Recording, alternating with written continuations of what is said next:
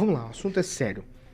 Em Sarandi é uma situação bastante tensa, daquela que faz a gente é, embrulhar o estômago. Um motorista de 48 anos atropelou duas pessoas na noite do sábado, último sábado, lá numa das principais ruas do Jardim Monte Rei, na cidade de Sarandi. O homem dirigia um carro, primeiro atropelou um motoboy de 21 anos. Aí o carro perdeu a direção, subiu a calçada e depois atropelou uma menina, uma garotinha especial, a Micaele dos Santos, de 13 anos. É isso mesmo. O pai estava ao lado da filha, também chegou a ser atingido, mas Micaele, ela sofreu uma parada cardíaca, foi rapidamente atendida ali pelo pessoal do SAMU, mas infelizmente ela acabou morrendo.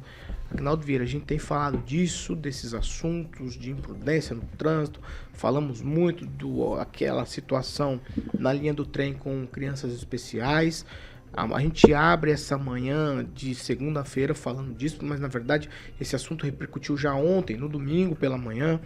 A gente tem falado disso aí, um motorista com habilitação vencida, embriaguez ao volante, dessas situações que a gente tem que repudiar sempre. Não tem como ter atitude diferente diante disso aqui. Isso aqui é assumir o risco. Eu vi um depoimento do delegado Luiz Alves, ele falou: isso é doloso sim. É doloso sim. Ele assumiu o risco, sabia do que se tratava, bebeu e saiu para dirigir. Agnaldo. Não temos o vídeo do pai não, né? Que na reportagem estava lá realmente aos prontos e dizendo, né? Como é que um louco desse sai à rua, faz isso?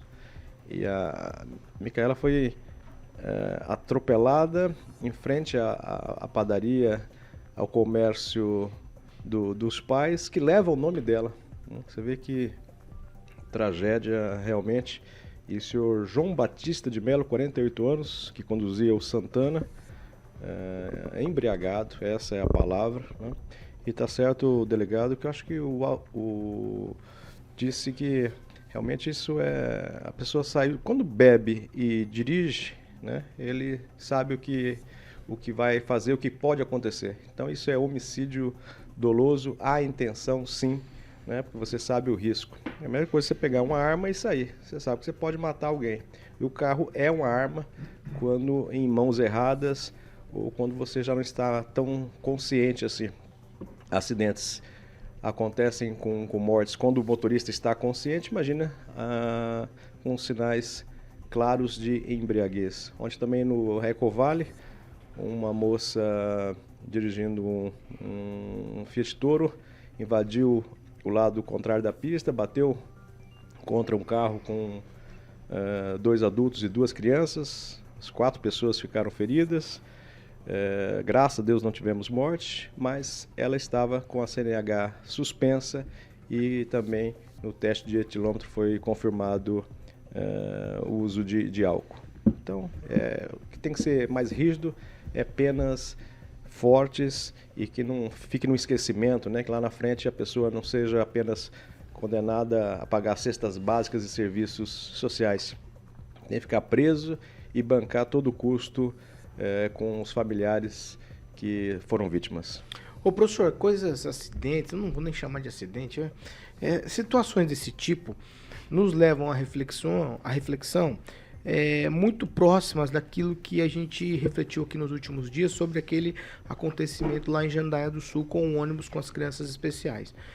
Prudência no trânsito, imprudência do motorista, CNH vencida, fiscalização, eu não posso usar a palavra mequetrefe mais no ar. Fiscalização pífia das autoridades sobre essas questões. Porque aonde vamos chegar, professor Jorge, com tudo isso? A comentar mais mortes, não há dúvida nenhuma. Não há blitz, justamente aos finais de semana, o que seria o controle. Temos um evidente uma frota de veículos, policiamento também bem deficiente, o que o deputado Alexandre Cury reconheceu essa situação da baixo número de policiais, e a gente perguntou que nós tínhamos uma categoria de policial chamado itinerante, né?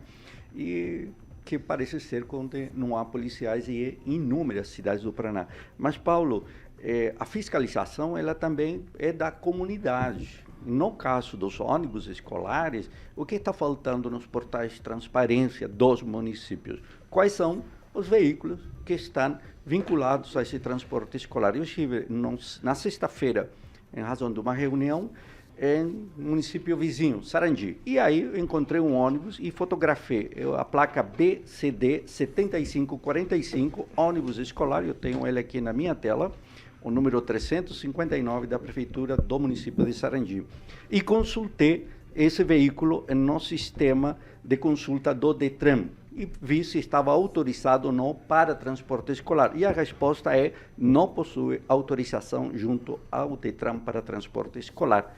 Placa BCD 7545. Então, a fiscalização também é impedida porque as informações não estão nos portais de transparência, ou seja, há veículos de transporte escolar, e o caso de Jandaia é um marco para a população exigir essas informações e fazer o controle, porque se vê que alguns políticos que têm responsabilidade se omitem e essa omissão leva à morte de pessoas e à situação de lamentar depois.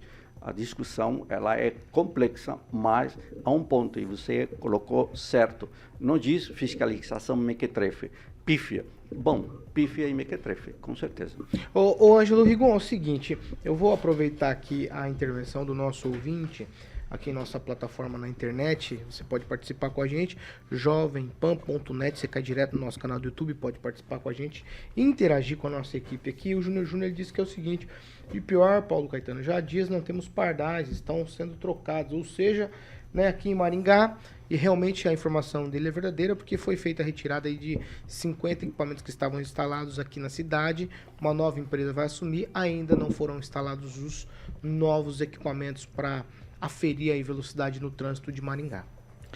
Sem contar que aquela coisa que a gente ficou, eu pelo menos, anos sem divulgar, que nenhum sinal de monitoramento na Colombo, que marca 60 por hora, estava funcionando até recentemente, né? Com a desprivatização, e um pouco antes, inclusive, houve um rompimento do contrato, o governo federal preferiu se ausentar, e a gente só estava com placa e câmera de fake. E ainda bem que a imprensa não divulgou isso, porque senão a situação seria pior ali na Colombo. Mas o trânsito de Maringá, de Sarandi, não difere muito de Maringá, porque os motoristas continuam sendo imprudentes, muitos deles irresponsáveis, e acabam provocando isso. Fui para Curitiba agora, a gente percebe, por exemplo, além dos buracos onde tinha os antigos praças de pedágio, você percebe que não tem mais fiscalização, é fake também, está lá, mas não funciona. Então, isso tudo colabora para que a pessoa se sinta, o Estado não se preocupa, porque eu devo me preocupar, apesar de serem vidas em jogo. Eu acho que, no caso de Maringá especificamente, que é um horror, quem sai na rua só para ver coisa errada fica horrorizado, principalmente motociclistas que não respeitam nenhum tipo de sinal. Acho que está na hora de a gente começar a pensar num sistema de câmeras em todos de avanço de sinal em todos os semáforos, que eles, infelizmente, por mais que o poder público faça, parece que não são suficientes. E lembrando, para encerrar, que a gente já devia ter aprendido isso há muito tempo, porque foi em Maringá que aconteceu o primeiro tribunal de júri por crime de trânsito, por pessoa morrer em trânsito. Antes não existia, Maringá foi a primeira no Brasil. E parece que a gente não aprendeu nada, continua irresponsável, muita gente, e imprudente.